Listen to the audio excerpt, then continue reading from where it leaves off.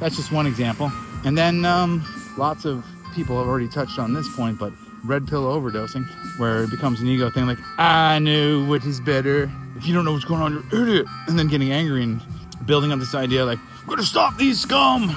You know, you got Alex Jones just getting all fired up, but what about the message? He says he's a Christian. Fucking forgive them. They know not what they do. You know, they may do things that affect us. But I really don't think, and I think going through COVID and all those things, the only thing that will allow it is if you have fear.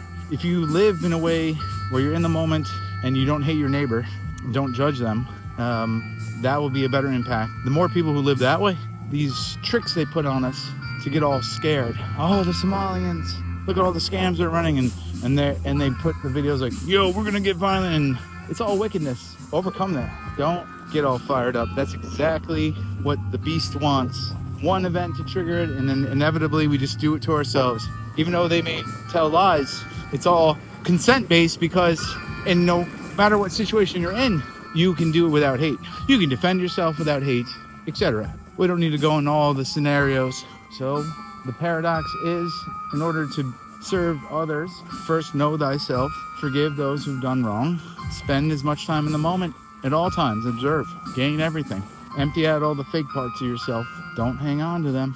When you do, you'll do the wicked. And that's not to say people aren't technically right about their analysis of society and culture wars going on and certain groups, but the more you name it, the more you fucking wrestle within your head, you're just not here.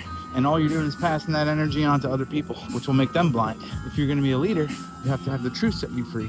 I'm working on it. The chaos still pops up, by the way, but over time, there'll be nothing you can't handle. But if you live afraid of death because you hang on to this place, then suffering is inevitable. I'm going to do a balloon video later with this cool red balloon that I think is going to look beautiful with the snow. And the purpose of that will just be to appreciate that wonder we have as children. And I know I sound like a TED Talk right now, when like tech guys talk about play and all right, it's a platitude, but I think the spark is there. You just, a little nostalgia can be okay if it transports you to a mode of being, into a place where you're humbled before the whole universe, curious, excited to see what comes next, excited to share that. Love thy neighbor. What does that mean? Well, I don't think you'll find out unless you first focus on yourself and let God do the thing he needs to do, fight that battle through us.